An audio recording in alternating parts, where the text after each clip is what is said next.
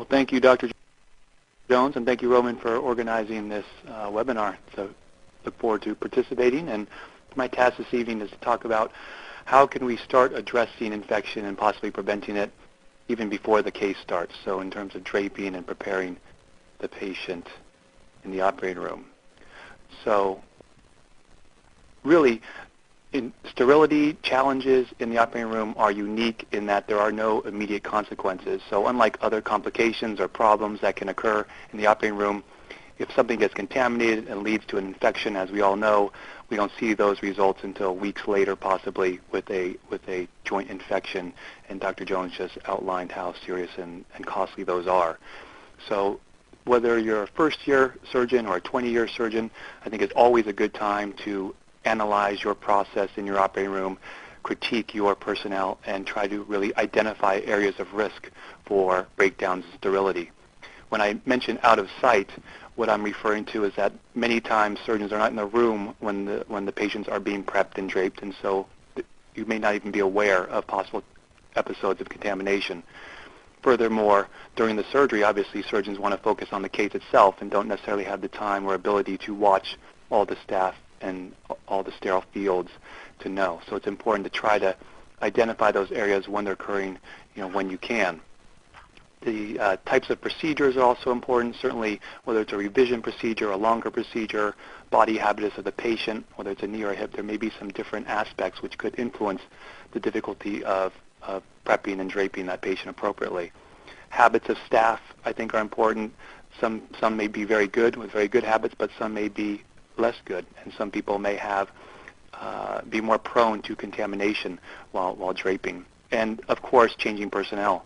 Day to day, you have different personnel from one OR day to the next, and even in the same case, you may have people changing frequently and relieving each other. The real key issue, I think, is to review standard protocols of sterility, certainly watch episodes of contamination, and simply talk to the staff about something as simple as this diagram. What really is a sterile field? It's amazing if you really watch people how often those sterile fields are broken. And spacesuits and other things can sometimes give a false sense of sterility, and I'll talk about that in a little bit. But the bottom line is no one cares more about sterility than the surgeon, and what that means is, number one, we as surgeons have to lead by example with proper sterile technique, and number two, we do have to be critical at times in order to tell people when they are potentially in a process where they can improve it. Room traffic certainly is a major factor in at least bacterial shedding. We know that people are a major source of that bacteria. Limiting traffic has been shown very clearly to minimize colony-forming units to measure how much bacteria is in the room.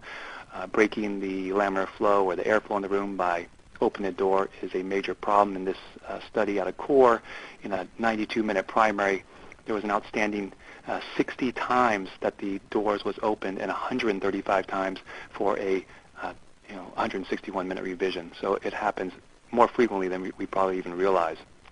With skin preparation, an alcohol-containing antiseptic really is the method of choice, whether it's Duraprep or Chloroprep or whatever you want to mix in it, but really it just needs to have alcohol in it. The maximal effect does occur with repeated washes, and that's why showers prior to surgery are beneficial, and even these pre-op wipes which are being used have a benefit in that it remains on the skin and isn't rinsed off. But it really probably doesn't matter what you use as long as it does have alcohol in it. You do want to make sure that the area is dry, of course, to avoid any risk of fire, and you also want to have it dry to maximize the drape sticking onto the patient's sterile field. Contamination during skin prep and draping, these studies have shown that the bacterial air counts are higher when the leg holder is unscrubbed or when the person prepping that leg is unscrubbed. This study actually recommended that instrument packs were only opened after skin prep and draping was complete. The second study showed that with sterile draping, the gloves can be contaminated up to 15% of times. That's before the case has even started. So you can see that even before we start our case, we may be at risk depending on how well we or our staff are draping our patients. So something to pay attention to. Draping over a non-prep foot, that does occur frequently with hip and knee surgery because we are operating more proximally, but these studies, one used dye on the foot and then rolled stockinets over it, and they could trace that dye coming up near the wound, and another study listed here actually put bacteria on the foot and then cultured proximally. And again, both studies show that contamination occurs when rolling a sterile stockinette over a non-prep foot. So something to watch. Incise draping is using a sticky barrier over the prep surgical area. It can be with or without iodophore. It really doesn't make a difference in terms of the studies, but it provides a mechanical barrier to prevent skin flora from contaminating the wound. The skin prep, those prior alcohol preps I was talking about, do help adherence of these barriers.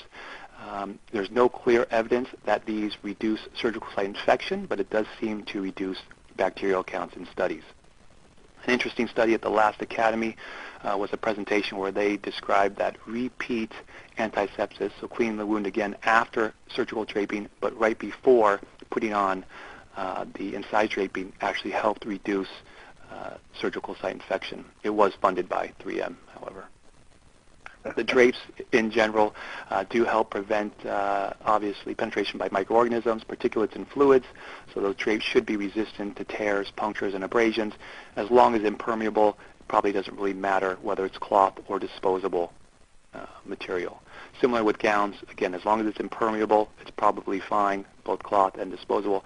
Spacesuits, again, my concern is that it can give us false sense of sterile security. Some people you will find will be reaching for their head, they'll be reaching for their chin or neck, and they feel that they are sterile and possibly contaminating themselves and others. And there are some studies out there suggesting that these spacesuits may actually be associated with higher rates of surgical site infection. So something to be careful of. Masks, there's actually been no literature to clearly show that it reduces surgical site infection, but it certainly is in the regulations by OSHA and universal precautions. Gloves, Merrill Ritter showed a long time ago that contamination can occur up to a third of the time, similar across scrubbed personnel, whether surgeon or staff. Double gloving helps reduce perforations in the inner glove, but doesn't reduce contamination. And in this study on the lower part of the slide, you can see in a third of cases, glove perforations occurred. Back table is very important to watch because it can harbor bacteria. Splash basins clearly have been shown to be a source of possible bacterial infection. Irrigations can become contaminated over an hour. The study by JBGS was that surgical instruments can become contaminated 15% at 1 hour, 30% at 4 hours. So all these things need to be recognized. In terms of after the surgery, an occlusive dressing does help. Dressings that can stay on for a period of time, they can be somewhat bactericidal underneath with either silver or whatnot, but having them on for a week and waterproof certainly does help with the dressing afterwards. And lastly, I just want to quickly show on the left is preparation for a knee replacement. On the right is a hip replacement video. You can see in this case that we are using an alcohol-based skin prep. It is important to let your staff know that there are different ways of, or the recommended way, I should say, to prep is to have 30 seconds over the incision site. There is some mechanical benefit, and then spreading farther away. Prepping the foot, as you see on the left, is also important.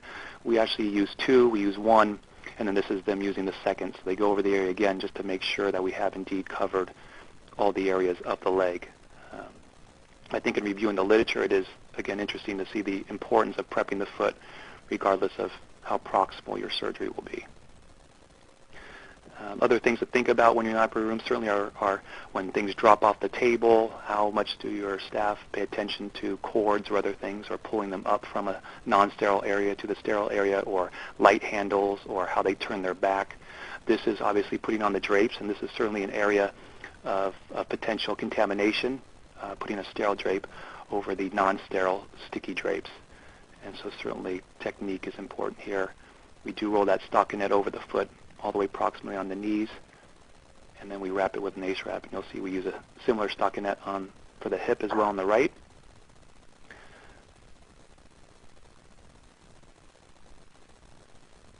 And again, just paying attention to sterile technique. A lot of these prior articles that I mentioned did recommend changing gloves after draping, and we do that at our institution.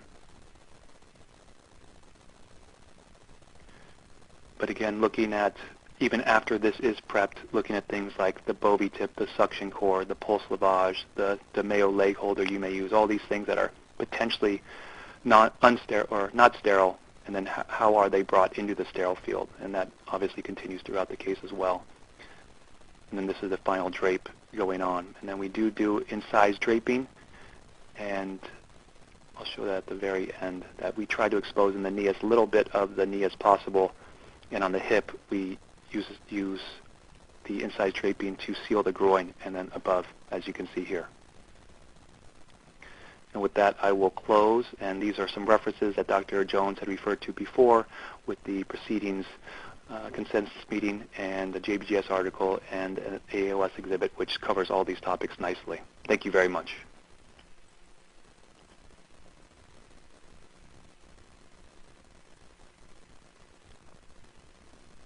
And I want to say thank you very much, sir. That was very, very well covered and extremely well presented. And these are really benchmark recommendations. You know, more and more of our patients are large. And by large, I'm talking about obese. And that's a real issue. How can you help us in understanding what's the best way to drape the larger patient and to be as careful as possible, because we know they're more prone to infection and problem.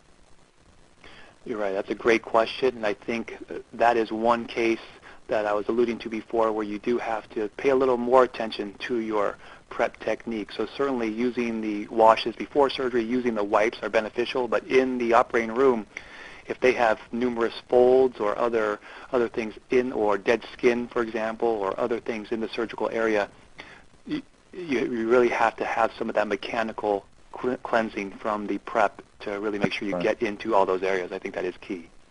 Yeah, that's probably an important thing to look at on patients before you schedule them for surgery as well. Their feet and other things that might be sources and problems. And the other thing I really liked about what you said was that everybody has to be careful. And isn't it the best way for everybody to be careful is for everybody to be watching everybody else? Because then, you know, you'll pick up somebody that accidentally contaminates, and before they contaminate the patient and the potential wound site, you can stop it and do something about it. It's real important, I think.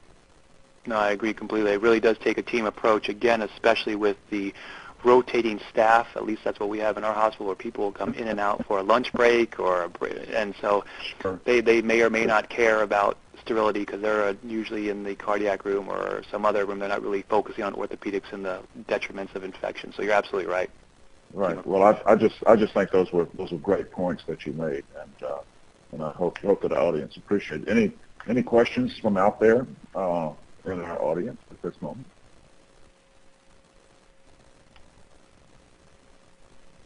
Let's see. Here's a guy that's saying we have adopted weight-based IV antibiotics. Yep, I think a lot of people do that. Specifically regarding draping, though. Let's talk about that.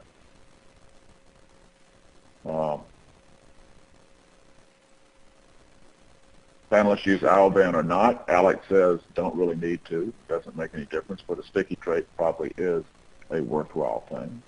That's right. Grab any of these questions you want to, Alex.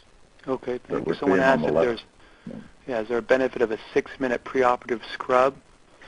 Maybe, probably not. If they're washing before surgery or using those wipes, you probably don't have to do that.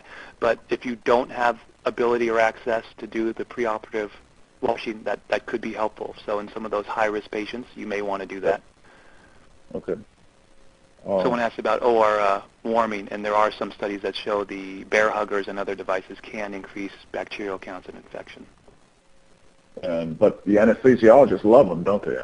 They do. They like to have.